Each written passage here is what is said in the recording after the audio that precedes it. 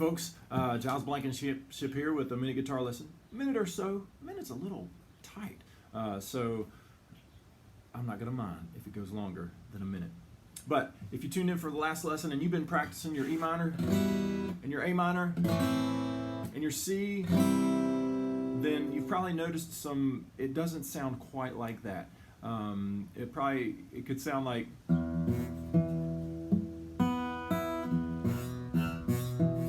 it might sound like that.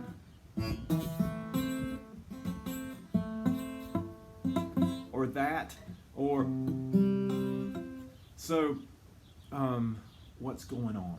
Why does it sound like that? Why is it making sounds like that? When I know I'm putting my fingers where they're supposed to go, right where Giles told me, I'm putting them there. Okay, so one reason could be if your finger is on top of the fret, then it's gonna sound like that. Even if you're pressing down so hard, if it's right on top of the fret, it's going to sound like that. So you need to make sure it's just behind the fret without being on it.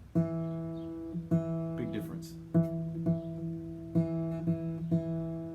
Now, if your finger gets too far back in the fret,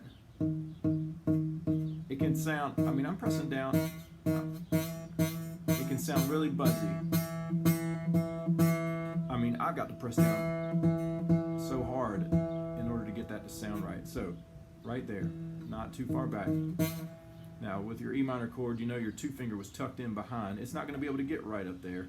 So you're just going to have to press down a little bit harder. Now, what else can happen is a finger can touch a string it's not supposed to. So this two finger, if you got it too high in that fingernail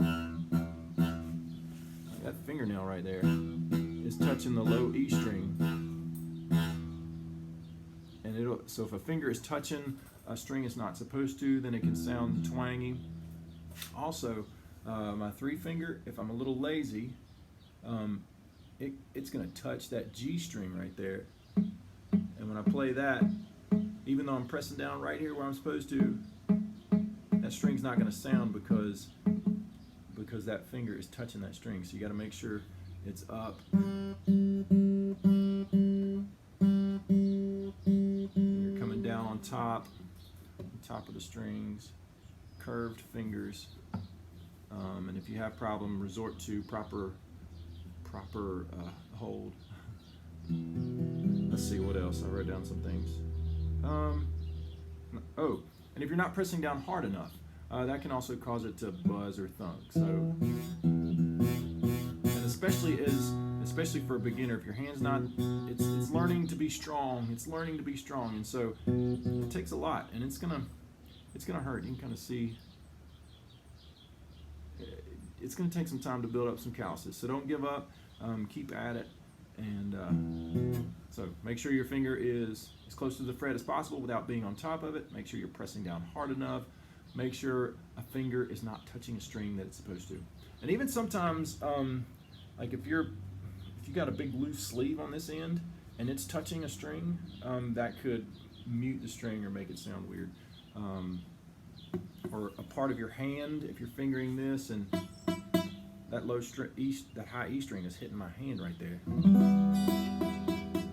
So make sure you got some room. Okay, so if you're having problems with buzzing and thudding and strings not sounding like they should, then keep some of those things in mind. That should help.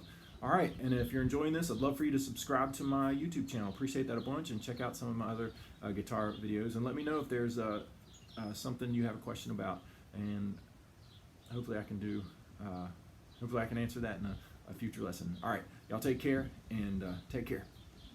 Did I say that twice? I did. Okay, bye.